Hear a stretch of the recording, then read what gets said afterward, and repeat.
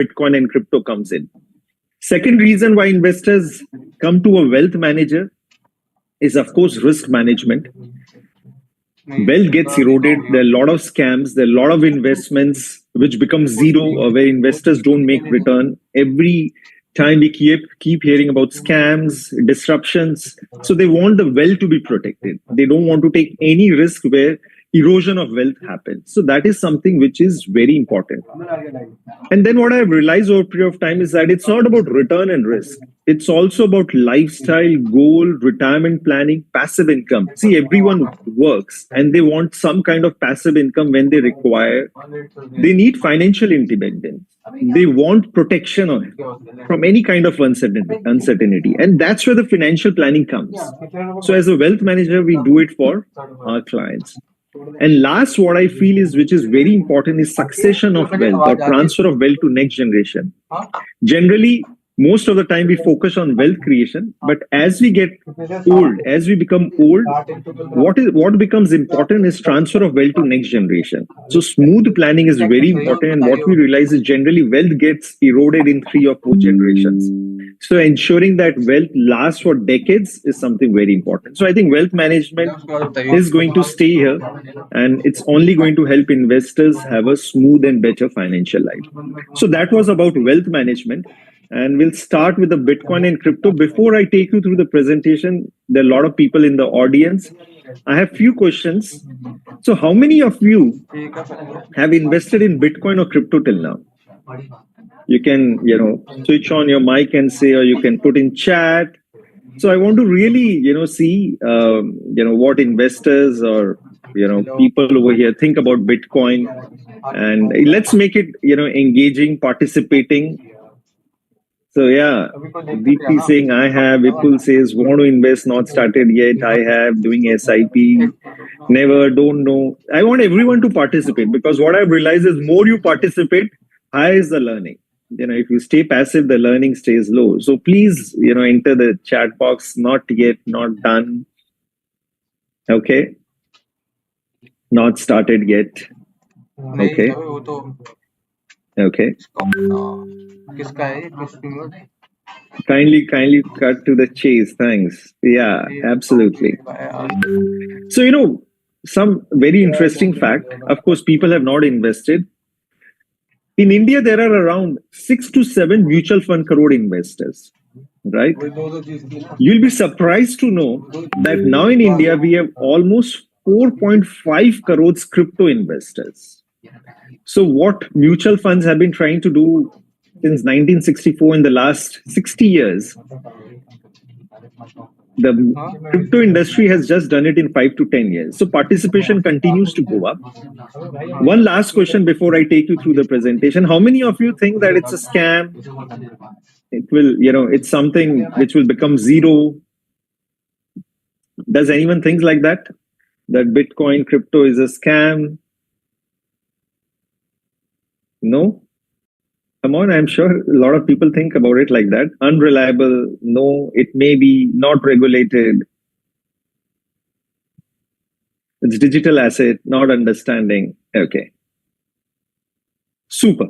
So I'm going to give you good knowledge about Bitcoin today. And what I have tried to do is try to give enough information which will help you in making decisions. A lot of people are putting the messages in the chat box, not a scam, unpredictable, no security. So I think the feelings are mixed. So let me take you through the presentation. Can I share my screen? Yes. Dimple, can you allow me to share the screen? Yes.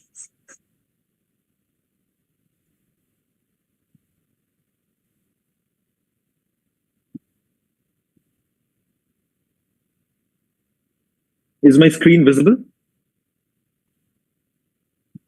Yes, it is visible. Yeah. Super. So we are going to uncover the Bitcoin and crypto.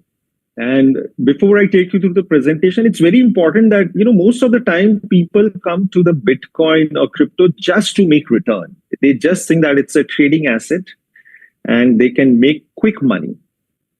And if you have that in mind, let me tell you that it's not going to work for you. And just for the benefit of everyone, let me also tell you 99% of the investors don't make money in crypto. That's a fact. And maybe there are 1% of the people who make, and maybe they do something right, and maybe they make,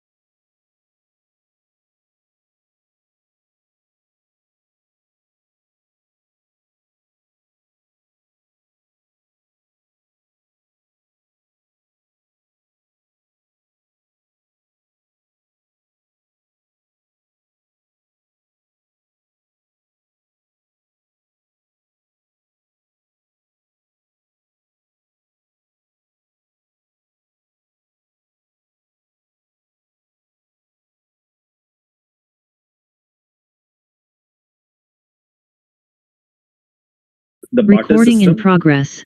the exchange of currency which was prevalent at that time was she cells and various other precious metals. That was the first beginning. And then we had precious metals like gold, silver, bronze, which got started, used by various countries and various people. And then we had bank notes, which were gold backed till 1970. The dollar which used to come in the market was gold backed. It was only after Bretton Woods in 1970 that the gold backing of a currency, for example, if you're buying $1 till 1970, each dollar was backed by gold asset. You could exchange that dollar against a gold. After 1970, it was removed. That's when the currency became digital. And that's where you have all the digital money, and that's where you have all the currencies. And now you have Bitcoin, where things are moving. Now, this is a journey. A lot of time people are not able to visualize a change in mode of business, change in mode of currency, change in mode of investments, because we have very limited history. Our knowledge is very limited. But when you read history books, when you read about history of money, then you will realize that there has always been a constant change. So you may not be able to think Bitcoin that it can become, future currency, but there's a very high possibility or a chance that transition happens. And whenever there has been a transition, there's always been a problem in an existing system. When there's a problem, that's where something new comes up. So let's look at more history, that how the problem came and when it has happened. Now, this chart shows disruption of empires. Historically, there have been many empires. Most of us know that US today is the dominating country, and US dollar is the reserve currency right now. But this only started from 1920. And before that, we also know that the UK, the British Empire, was the greatest. And that's where the British Kingdom, was ruling India. It was ruling over most of the world, and US was not there. Before US, there was France. Before France, there was Netherlands. Before Netherlands, there was Spain. Now, one thing is clear, is that the empires, they keep changing, right? In the sense that there's a trend of 100 years, 110 years, generally when a country is dominating a world, and then there is a change. There's a reason for change. So, for example, the British Empire started losing relevance after 1920 because it got into a lot of wars. It got into many, areas in many countries that it captured, and a lot of them became unproductive. The UK at that point of time started printing a lot of money. They had taken a lot of debt. And that's where the UK lost its dominant position. So we can see that there's always a change in trend. Similarly, that's what is happening in US. US over a period of time, they have been printing money like anything. And currently they have an annual deficit of $1.8 trillion. And they have been, participating in wars which have not given them anything. So for example, the Ukraine war or Iraq war, Afghanistan war, they keep doing these things. And that's one of the reasons why Trump is also trying to make changes, why he's trying to reduce the deficit. Whether he's able to do it or not, that's a different reason. But that's when, these are the symptoms when any country loses the dominant position. So the trend is changing. I don't know which country will come. Maybe there's a China, maybe there's some other country, or maybe a Bitcoin. We don't know. But this is something which is going to play out. Okay. Now, this is an important chart. So you can look at how dollar has been getting printed over the last many years.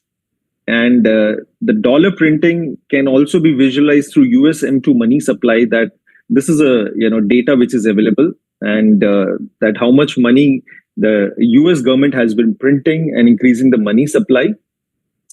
And this has been inflating like anything. And of course, the printing has gone up sharply after the COVID. And now it stands at $21 trillion.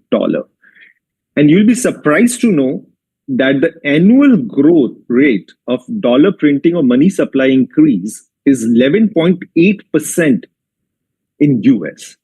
And it has many problems. See, when a country starts printing money, asset loses its value, or the money which you hold loses its purchasing power. And that's where the inflation comes.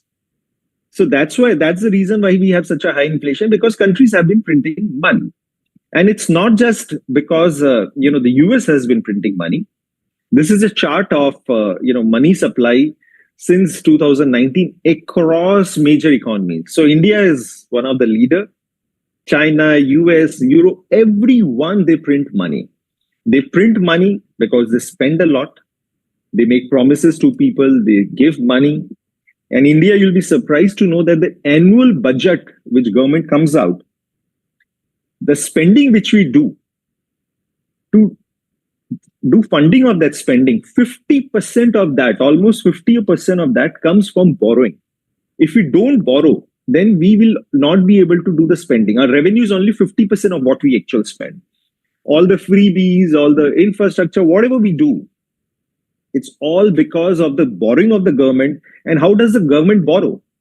Government borrows by issuing bonds, and that's where the RBI comes in. They print money. And if you look at the money supply, that's where the problem comes. So one of the biggest disadvantage of the currency which we hold is that it's inflationary. It loses value every year just because the printing is on. So if you have 100 rupee in your pocket, it will start losing relevance even if you don't do anything. So that's the reason, that's the current problem in the fiat currency. Is it clear here till now? Yes or no? If you can put it in the chat box, let's make it participative. Are you guys clear on this? What's the problem with the current currency? Yes or no? See, a lot of you may not agree with me. It's absolutely fine. Everyone may have different views. I'm sharing my perspective. So everyone clear till here? Super. Now, what happens when money gets printed? The biggest challenge is inflation. Now, this chart shows how your rupee loses relevance over a period of time. If inflation is 2%, this is a chart. At 5%, it becomes 40%. You lose 40% of your purchasing power in 10 years.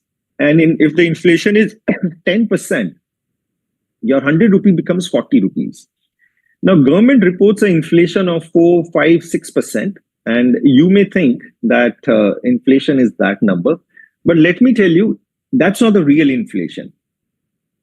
For example, India. See, India is majorly a poor country. Most of the people, unfortunately, are poor in India.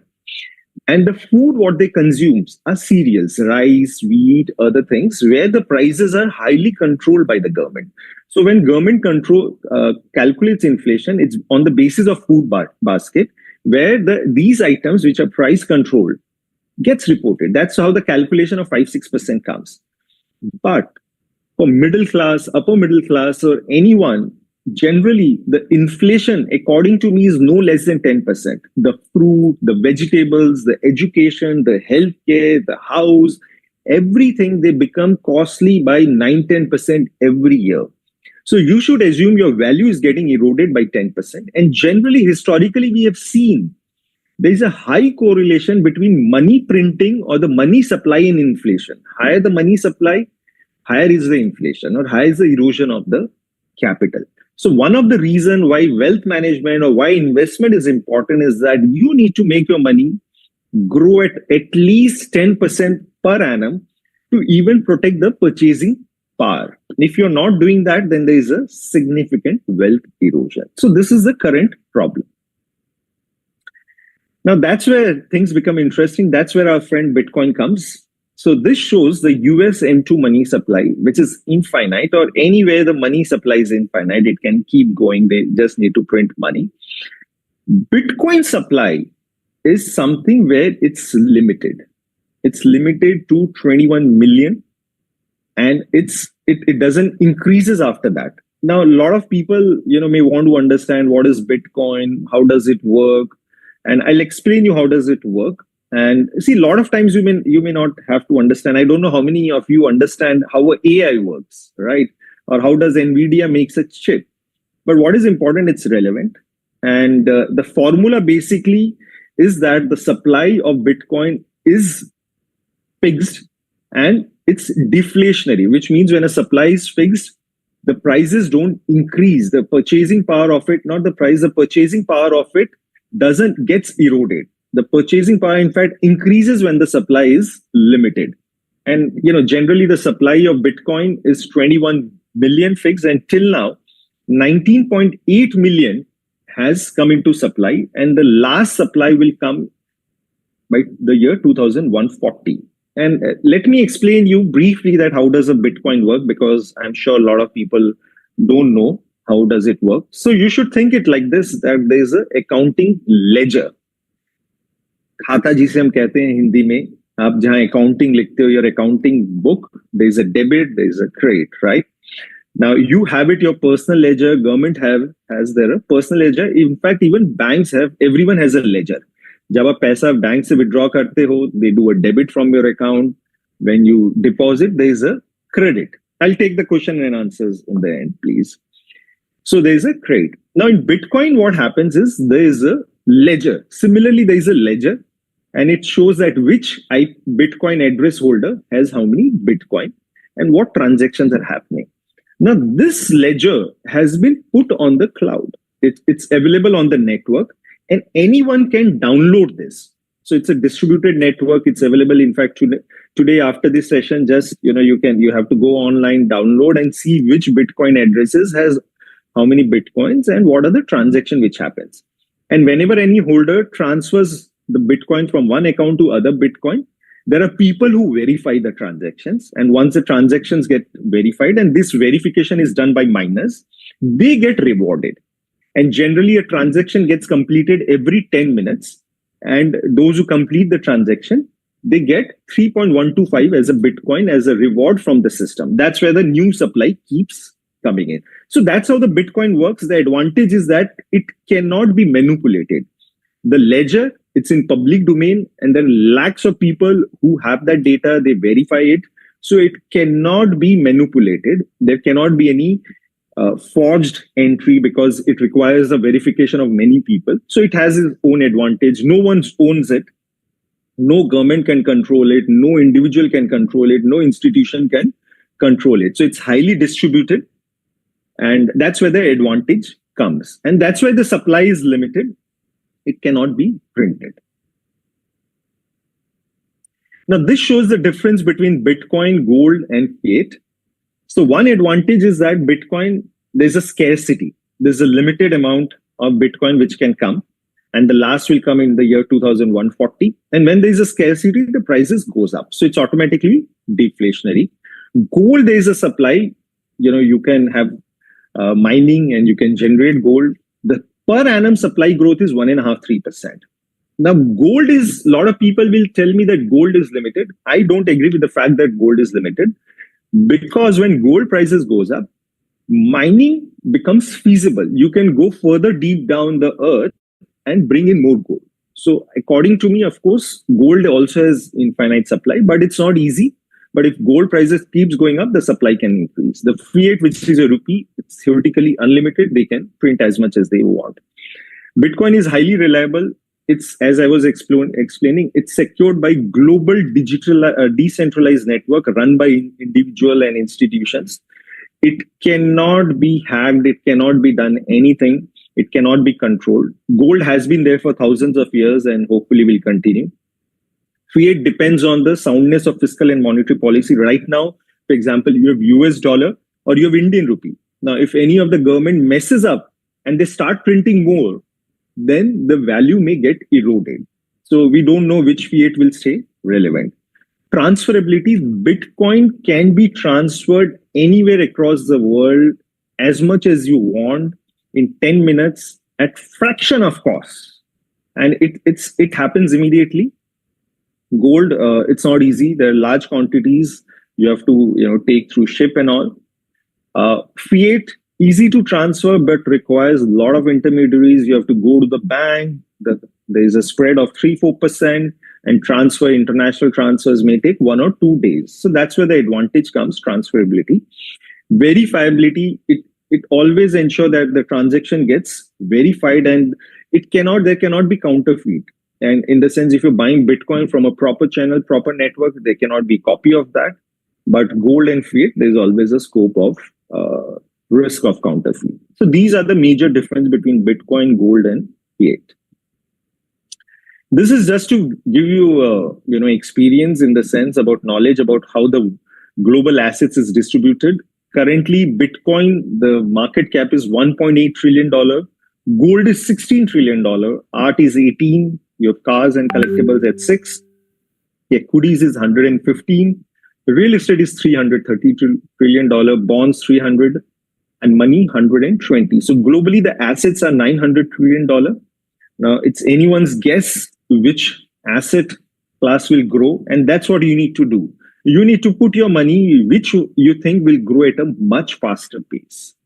So that's where it gets interesting. My assumption is that Bitcoin in coming years will become very big and very important and very relevant. Now let's look at the investment returns. As I told you that there is an inflation of 10%, and anything which is giving us post-tax 10% less, we need to be worried because we have to protect ourselves, our assets from inflation. These are historical return of indexes. I'll show you Bitcoin as well. Like Indian equity, last 20 years has given 14%. Fantastic. This is pre-tax return. Your 15 years, 12%, 10-year, 12%. Last 5 years have been great after COVID. Last 1 year, 6.7. US equity has also done phenomenally well, similar to Indian equity in 20 years, 15 years, 18. And 10 years, it's higher. So yeah, last 1 year, US equity has been fine. Gold has done phenomenally well. And 20 years looks high, but 15 years, it's low. The reason the gold numbers are also looking high because the recent rally has been very strong, especially after the Ukraine war. The central banks of China, India, Russia, Turkey, they are buying gold. That's why the gold is going up. Real estate, this is residential index, residential flat, where it gives you inflation kind of return. Land is an interesting asset. I think it gives 13-14% return, but you cannot handle easily. The land is not easy. Your FD debt gives you 7.5, but this is all pre-tax. So yeah, these are the options where you can invest and generate return. An objective is also to increase the return. That's where the Bitcoin return comes. This shows the yearly return of Bitcoin, and this is all in dollar terms, by the way, and that what kind of return has come. Initially, so Bitcoin, it started in 2009, and then the initial returns were pretty high, so you can ignore that. But these are the late returns. Like 2024, the return was 121%, 23 156, 2022 it crashed, and so the returns are very high. They have a pattern. It has a pattern that 3 years there's a bull run, 1 year there is a crash. And it's linked to an event called halving. Halving is an event where the miners, the reward which they get, the Bitcoin of 3.125, every 4 years it halves. And so Bitcoin generally crashes 2 years after the halving event. So the last halving happened in 2024. So it may crash by the end of 2025 or 26. It will start crashing. But this is interesting. The returns looks higher. The past return, if we talk about last 10 years return, per annum return is 80% in dollar. Per last 5-year return is 60% per annum. So it becomes very interesting. It gives high return.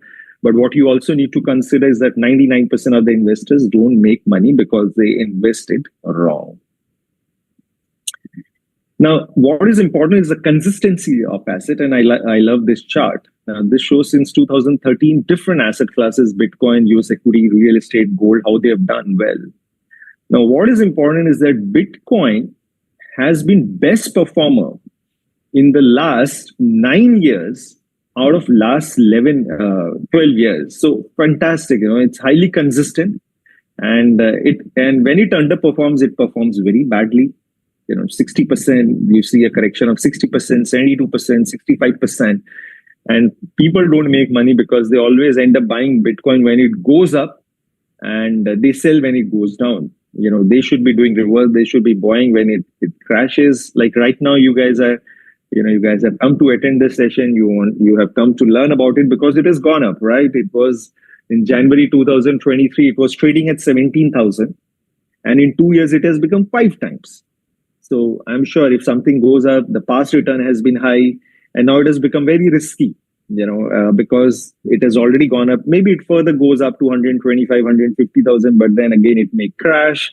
So generally, you should be investing when it crashes because then the margin of safety is high. Now, a lot of people say that Bitcoin gives, of course, very high return, but it's risky. It's highly volatile. In a night, you can see 10, 20% correction. And there's a measurement ratio, something called Sharpe ratio. A lot of you must have heard about it. Sharpe ratio is return after adjusting the risk, or risk-adjusted return. So from the return, you adjust the volatility and then see. So Bitcoin, even after high volatility, has the highest Sharpe ratio because the kind of return it gets. So if you're able to manage the risk, if you're able to manage the volatility, if you're able to educate yourself, if you're able to understand it, then there's phenomenal wealth to be made. Bitcoin is the 7th largest investment, gold being the highest. There are companies, Nvidia, Apple, Amazon, Alphabet, and this will only become bigger and bigger. So, in India, of course, Bitcoin is not regulated. Government is not very favorable about it, but globally, it has become very big. Governments are buying Bitcoin. You'll be surprised to know that a lot of countries already hold Bitcoin. Our neighbor, Bhutan, has been a good investor in Bitcoin. There's a country called El Salvador where Bitcoin, they're one of the biggest, and you can do trading on that. You can use it as medium of exchange. USA, China, UK, they hold Bitcoin. It's not that they bought it.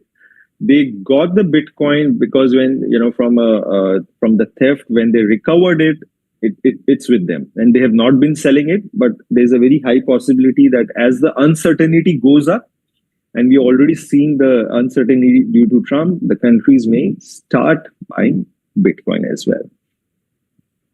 A very important event which happened in January 2024 is that the US government legalized ETF of Bitcoin. ETF is exchange traded fund, like an index fund. Before that, the ETFs were not legalized. It was not there. iShares, which is a BlackRock, it was the first Bitcoin ETF. Currently, you have $95 billion or almost 85,000 crores invested in Bitcoin ETF. In fact, Bitcoin ETFs were the fastest growing investment, fastest growing ETF in the last year 2024. And because of ETF, it has become easy for investors to invest. And now you have investors, you have institutions, you have pension funds, endowments, companies allocating the money to the Bitcoin through this. I think I've already taken a lot of time. I'll quickly wind this up. But because of ETF, because of legalization, this is something really important because even I was not aware of it. And I understand most of people who are there, this is something new. If you can just spare 2 minutes, आप इससे 2 minute लगा के और अगर detail में और हिंदी में भी बोलेंगे तो I think people who have missed it would be meaningful for them. I think this is something Sure. important. Yeah. See, what happened is before January 2024, Bitcoin was not kind of legal globally. And because, the biggest investments in Bitcoin crypto happens in US. And there was always a risk that US could ban it or countries could ban it. But in January 2024, the Bitcoin ETF came. ETF is like a mutual fund where investors can put the money in a Bitcoin and the underlying is a Bitcoin. So like you have in India mutual funds through which you invest in equity. Similarly, ETFs are there, mutual funds are there through which you can invest small money, and they got launched. And in 1 year, the AUM of the Bitcoin ETFs, and it has been launched by Fidelity, iShares, ARK, Grayscale, Invesco, the biggest of the names, Franklin. There's $95 billion which got invested, and it's phenomenal. It has been the fastest growing, ETFs. There are thousands of ETF globally, and BlackRock, which is the largest ETF provider in the world, now has higher AUM in Bitcoin ETF even than the gold ETF. And because of this ETF, companies, universities, endowments, individuals are allocating the money to the Bitcoin. Even Fidelity, which is one of the biggest financial advisors in US and globally, has started recommending to the investors. So what is happening is because of this ETFs, the Bitcoin has become mainstream and it is becoming bigger and bigger. So this is what, it's a very big development, and I think it makes Bitcoin legally. It's going to stay here now because so much of money is invested and it's highly regulated in US and other countries. Unfortunately, we are still yet to have a regulator, and it's high time we have a regulation so that investors in India can also participate in these instruments and can participate in the wealth creation. Now, what is happening is that, the Bitcoin journey, the crypto journey, it's very important that you educate yourselves, you learn, because a lot of time people think it's gambling, bad experience, lottery, speculation, and it all depends how much knowledge you have. And the best way is you learn, because it's going to stay here, it's going to become big, people are going to make money. And I'm not saying you invest or do anything, but learning about it is something which you need to do. Last, the suggested strategy. What is my suggestion? It's not a recommendation. Again, it's a suggestion. I've been investing in crypto Bitcoin since 2017. So this is based on my experience. So one, you need to know the fact that 99% of investors don't make money in crypto. Like futures and options, 92-93% don't make money. Still people do it. The fact is, eventually people may not make money because they do it wrong. So you need to educate yourselves and you need to do it right. You need to follow the asset allocation approach. It's not that you put in a lot of money and then, suddenly it crashes and then you lose money and then you panic. It doesn't work like that. Till the time you have an asset allocation framework, you look at as one of the asset class in your portfolio, allocating some money, it should be fine. So there has to be a strategy around that. You can consider investing 1 or 2% of the portfolio. I'll not recommend you do a lot of the money. And because, I've seen people who start small and when market goes up, they end up investing a lot and they really burn themselves. So start with 1-2%, see it how it goes. Don't over allocate right now. You need to consider the worst case scenario that this money can become zero. So you should have this thought process in mind that whatever you're investing, it may become zero, but there is a possibility that this may create intergenerational wealth after 10-20 years for your children, grandchildren. There's a very, very high possibility. The probability is very high. So your 1 or 2%, even if you park it right now, there's a high possibility that after 20 years, this will automatically become 20% of your portfolio because it grows so much. So it's like a lottery where the probability of winning is very, very high if you do it right. But you should always assume the worst case. Only put that money that even if it becomes zero, it doesn't hurt you. Consider only Bitcoin. See, the crypto world is huge. And it's not just about Bitcoin, it's just one story. There are smart contracts, there's Ethereum, Solana, and there's a lot of decentralized finance which is getting built up. There are a lot of applications which is getting done. In fact, a lot of you use Digital Yatra, Digi Yatra in India. Let me tell you, all the data of Digi Yatra is in the blockchain. It uses crypto. In fact, the land records in some districts of Maharashtra is getting, is in blockchain. So the applications is getting used. Recently, Jio has done a tie-up with Polygon, and they are coming out with Web3 applications whereby they'll be issuing tokens and all. So there's going to be a lot of application. But what I want to tell you is, forget about other crypto coins. They are highly more volatile, and you will burn yourself over there. Just focus on one. The Bitcoin is going to stay here, and just focus on it, and you should make good money over there. The holding period suggestion is 10 years. Buy and hold is the only thing that works. Don't try to trade. This is from my experience. If you try to trade, you will burn your hands.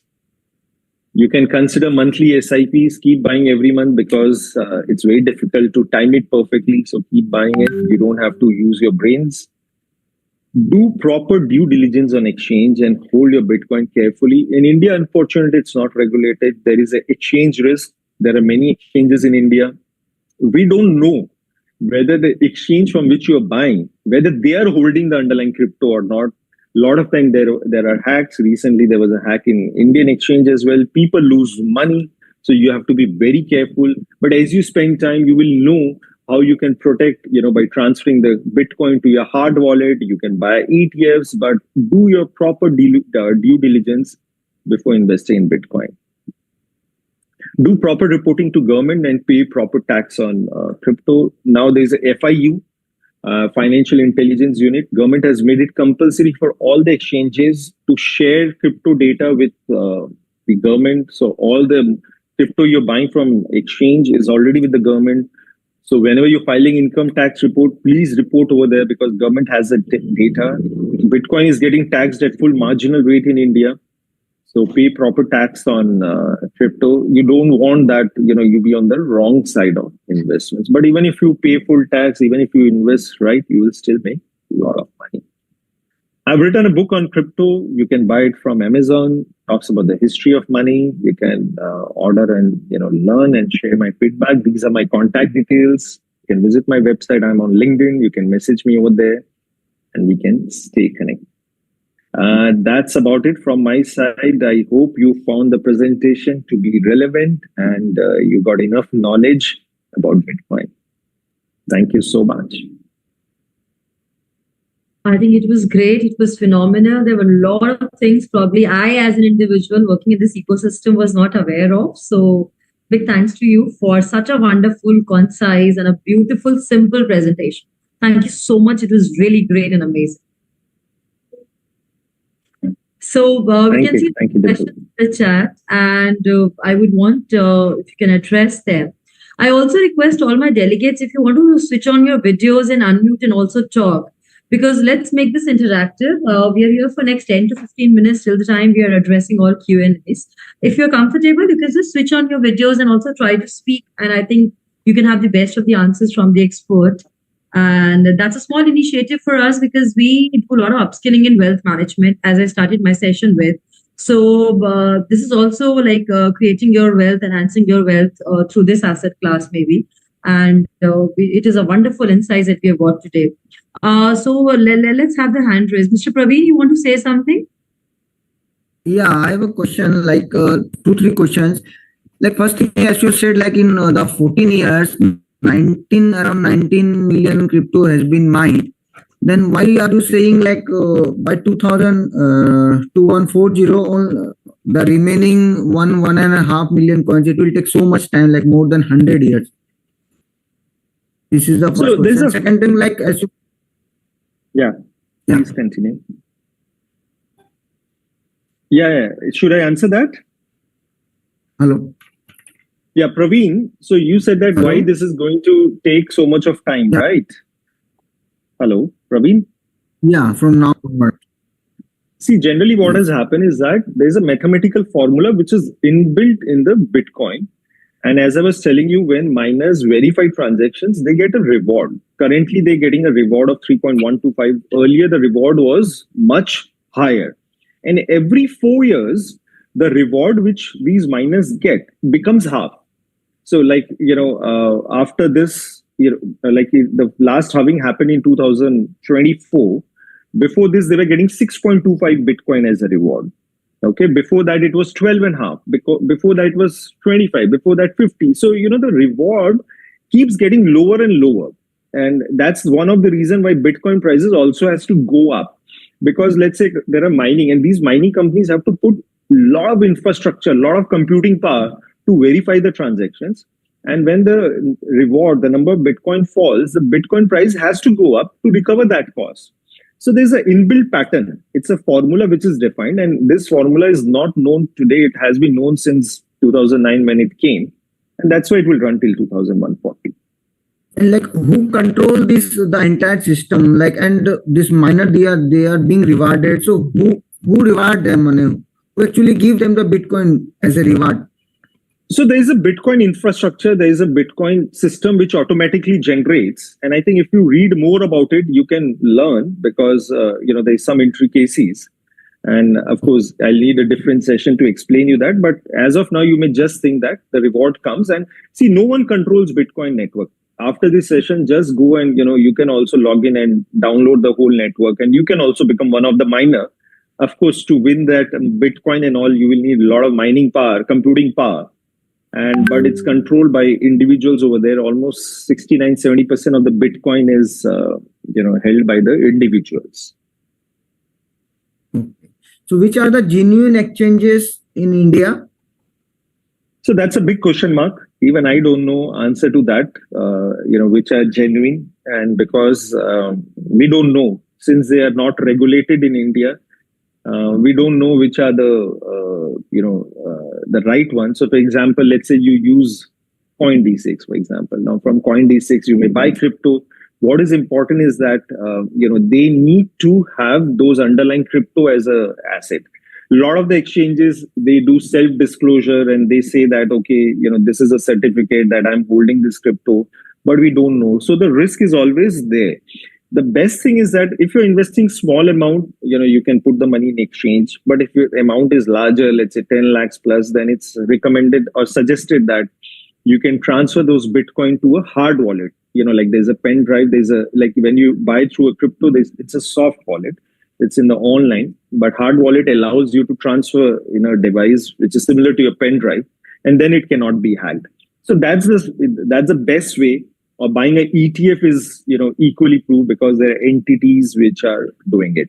But over here, this risk is there and it's very difficult. I'm assuming that it's better to invest through larger exchanges. So while being in India, can we invest in ETFs that are based out of US? Is it possible for us, or due to regulatory constraints, it is not allowed yet? So the regulator is silent on that. The regulator doesn't say till now, it has not come out with any circular that you cannot invest in Bitcoin ETF. And if your money overseas, or you can remit through LRS and you can invest, but government is silent. It doesn't say anything. But one thing we need to keep in mind is that the government, the RBI, the SEBI, they are not very friendly towards crypto. So they may come out with a policy, they may restrict, but globally, as I told you, that there is a Bitcoin ETF with $100 billion. I'll come to you, Mr. Sidhu. $100 billion. So it's becoming big and big. But answering your question, can you invest? As far as my understanding, you can, because RBI seems to be silent on that. Okay. So the best way is to do LRS, and then you can participate through ETF based out of the offerings that are in US or maybe some other countries. Where you can do that. Yeah, you can do that. Or if you have a higher amount, you can, or even 5 lakh plus, you can transfer the money to a hard wallet.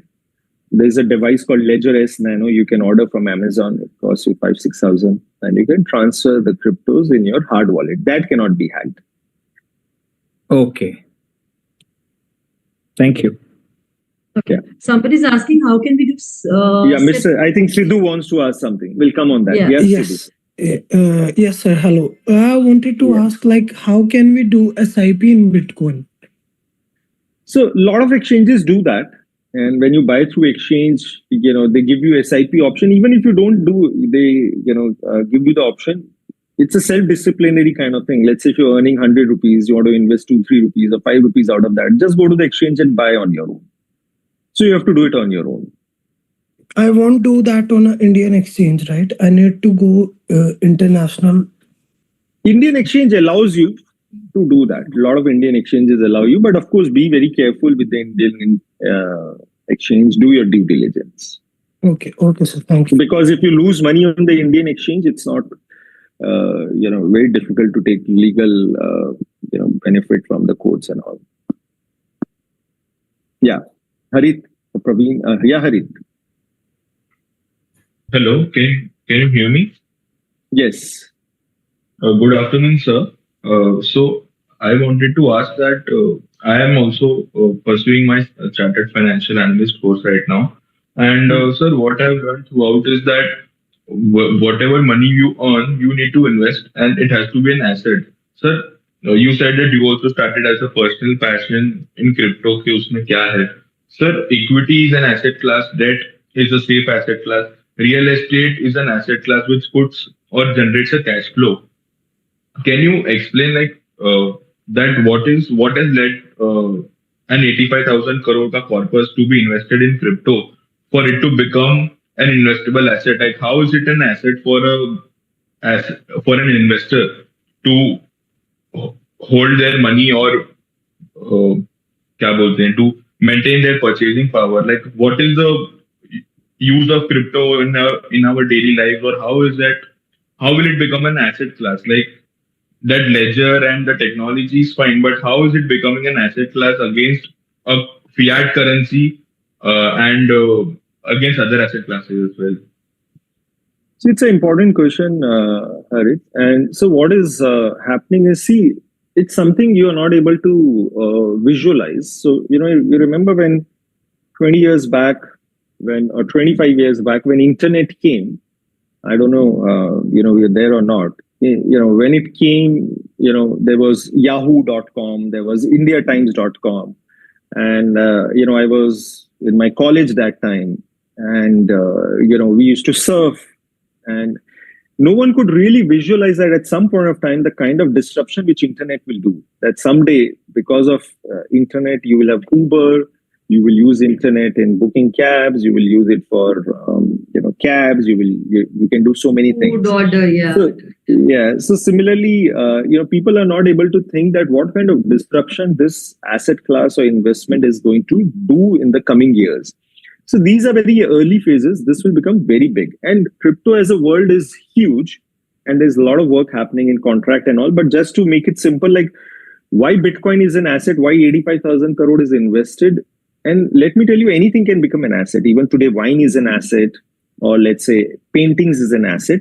And one of the reasons why they become asset is if there is some appreciation or some value add in that. Now, Bitcoin is an asset because the supply of that investment is limited. As I told you, $21 million. And it's deflationary. Unlike rupee and other currency where the government keeps printing and where it loses relevance, this is something where the supply is limited. And it has been in existence for the last 15 years. It's not like, tulip money or other scams which comes and goes. It has been there for many years. It has survived. That's the reason it is expected to continue doing well. And that's why people are investing. So, if, 85,000 crore is already invested globally in the ETF. I'm not talking about, your normal Bitcoin through exchanges. So it has a good reasons that why people are selecting. Yes, Yeah. One more, sir. Yeah. Okay, I'm working with a fintech company who are making up products for crypto that it will make it reliable. We can use, as sir is talking about, how can we use it a daily or day-to-day life. So I'm working with a company who is making a crypto products that make it a utility possible, like we are giving someone crypto and they are getting the INR payment. So I'm working with one of the company registered in India, and also they are going global now. And India government also rewarded 3 and more national rewards as well. So I want to connect with you personally. So I feel, Yeah. is there any way?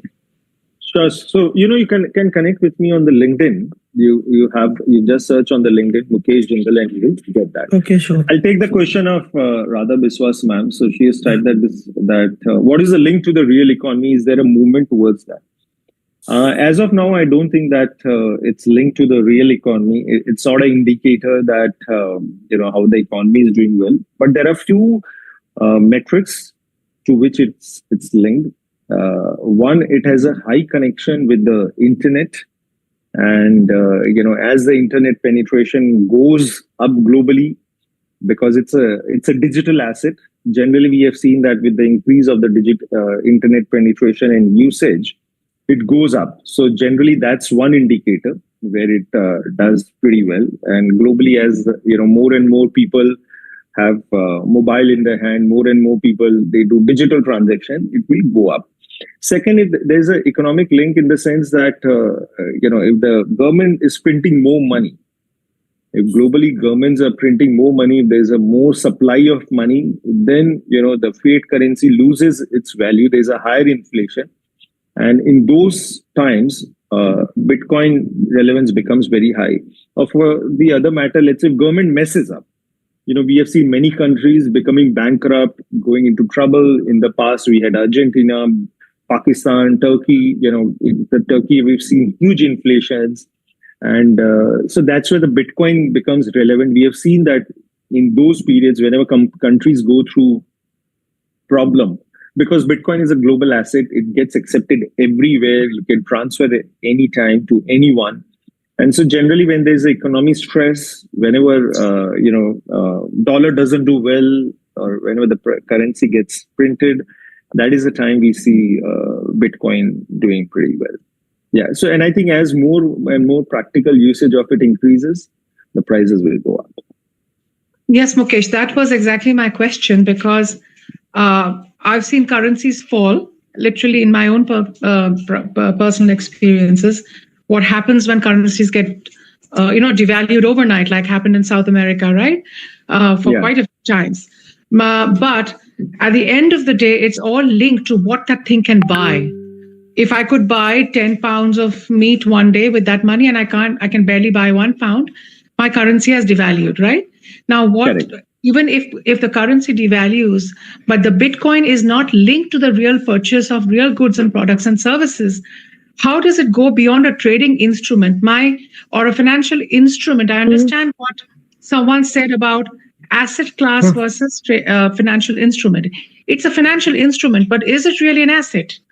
If I can't use it to live my life, beyond a point, how is it an asset class? And is it really a manipulation of people's perception? As you've written in your book, we know the history. I've been reading your book, so a lot of it is perceived value. Yeah, no, absolutely, ma'am. You're right. Thanks for reading the book. And a lot of it is a perception till the time people believe that, Bitcoin is the future and the demand will be high. The Bitcoin prices goes up. Tomorrow, people perceive that, the Bitcoin is not relevant. And I think that happens with any asset class. Today, US dollar is a reserve currency because people perceive US dollar to be the safest instrument. And if Mr. Trump or US dollar starts messing up, and if the trend continues, that perception will break. So it's, in fact, any asset, like let's say gold, we all perceive it's valuable. No one told us that, gold is, valuable. It's all perception. Now, coming to your question that, if you can live a life on that, let's say you invest in Bitcoin. See, what happens, ma'am, there are two parts to it. One, Bitcoin gets used as an exchange of medium. Like in India, government has banned Bitcoin or crypto getting used as exchange of medium. You cannot use it. You cannot, take a service, or you cannot buy a good and give Bitcoin in return. It has to be only INR. That's what the government says. But globally, the countries are there where you can use Bitcoin to buy goods and services. or let's say for that matter, even in India, if you have to buy something, goods on the basis of Bitcoin, you sell your Bitcoin and take INR and then buy. The most important thing is that the Bitcoin should keep going up till the time an asset is appreciating. It's not like your money has been blocked. It's not that you cannot liquidate your Bitcoin. And there are exchanges, there are people who are buying. There's a P2P. You can also sell person to person, and there are exchanges you can do it. There are ETFs where 85,000, and it continues to go up. So you can always grow. What is you can always liquidate and buy assets. What is important that investment should go up. But looking at the trend, looking at the deflationary, because the supply is limited, looking at more and more acceptance, the probability of it going up and staying relevant is very high. Okay, thank you. I think that was part of my question. That how do I, if I can buy a Bitcoin and liquidate it into real money, fiat money, then it makes sense for me to invest. And I was wondering if it is within the purview of this call to just mention something about NFTs and how NFTs can work into this, or is it another call? Ma'am, I think we can do it another call, but NFT non-fungible tokens, there's an image specially issued. Let's say there's a Shah Rukh Khan image. He decides to, like what happened with the Trump meme. What Trump, there was an image. He put it on a blockchain and made a token and distributed it. And it's like buying any other art. And at the time you believe that there's a rare and you want to buy it, the prices continues to goes up. So the advantage of NFT is that it's tokenized, and you, like for example, if you have to buy Hussain today, you will have to need a lot of crores of money to buy a Hussain. Yeah. But you can tokenize that Hussain. You can make an NFT of that Hussain, and you can then distribute it among investors. They can put 100 rupees of that as well. Okay, I'll follow up on that later. Thank you, Mukesh. Sure, ma'am. Hello. Yeah. Mukesh sir. Hari this side. Yeah, Hari. Sir, I don't have a question on crypto anymore. I wanted to ask you about Alpha Capital and what does the family office do, and like what are the minimum thresholds? Can you touch on it on a small? I don't think you're audible. We are not able to hear you, Mr. Mukesh. Just a sec. Yeah, now we can. Yeah. I'm saying that let's not discuss Alpha Capital family office today, maybe some other day, but let's keep it focused to Bitcoin today and crypto. No, sure. Yeah, I have a question. Like as you said, like if you put this Bitcoin in hard wallet, then it is safe. But this chances of hard wallet, like they may wallet also may get damaged. Like it's just like a hard disk, I suppose, which may get corrupted. So, in fact, that's a very valid question. In fact, I had 2 Ledger S Nanos myself. I used to hold my cryptos in the Nano, and one of them got damaged. It stopped working, and I had a lot of Bitcoin in that. So the good news is that all these hard wallets have a 24-digit unique code. Okay. And you have to keep that 24-digit code carefully. And let's say if your your wallet is not working, then you order a new wallet and you enter that 24-digit code, all those Bitcoins will come over there. So till the time you're holding your 24-digit code properly, you can go anywhere, you can buy a new Ledger hard wallet and you put in, the Bitcoin will be there. And this Bitcoin is being word code gets hacked. Bitcoin is getting traded in US dollar, right? Yeah. The baseline, because generally what happens is that, to buy a crypto, you have to buy US dollar stable currency, also known as Tether. And that's why US is also promoting it. One of the reasons why Mr. Trump has been very favorable for Bitcoin. He's passing all the legislations and he's promoting, because as of now, to buy any crypto, you have to buy a stable coin, and stable coin like USD Tether or USDC, the underlying is US dollar as of now. But no one stops, you from buying Bitcoin in INR. Yeah. Okay. And last question, like accepted USDT and USD. Like current price is around 85,000 US dollar. Okay, so which comes to around maybe 70 lakhs, 80 lakhs for Indian rupee. Now, if I have to, let's say, put 10,000 rupees or 1 lakh rupees in Bitcoin, so how is going to work? They will be breaking the Bitcoin. You'll get fractions of Bitcoin. It's a fractional assets. Oh, it can be 0.00002 also. You can also invest 1,000 rupees. Okay, got it. Thank Same you. that you can buy in digital gold. Yeah. I think we've got many questions since it's a topic I think which very few talks about. So feels like that definitely people have a lot of queries. So I think we are done with almost all the Q&As. And if there's anything you can, or people can always connect with me or Mr. Mukesh on LinkedIn, and we can try to answer. And if we get a very good response, maybe Mr. Jindal, we'll have to do one more session. And I think we can go into more deeper discussions around this topic. So I think this is the time to end this session with a very good note that there was a lot of learnings, Q&As, a lot of questions have been answered, and a lot of clarities have been given around this topic. So a big thanks to all the attendees for being for being there in the session and also asking their questions. So to make it interactive, you have really put in your best. I think this is a wonderful initiative that we have taken, and especially because Mr. Mukesh has accepted it. So thank you for being here as a speaker today. It was great hearing you. And it was wonderful insights on Bitcoin and crypto. I think it was really wonderful having you in a session. Thank you so much, Dimple, and thank you so much, everyone in the audience. Only one request: don't lose money in crypto. That's the only condition. So learn, and learn. And invest. Smoking के ऊपर लिखा होता है, right? Smoking is injurious to health. फिर mutual fund के ऊपर भी लिखा होता है, and similarly Bitcoin. So everything comes with a star. Yeah. Otherwise, I think then it won't be useful. So the session will be productive if you make money. Then only it's productive. But thank you so much, everyone. Thanks a lot for taking the time. I think to make money or maybe to reap any benefit, discipline is the key.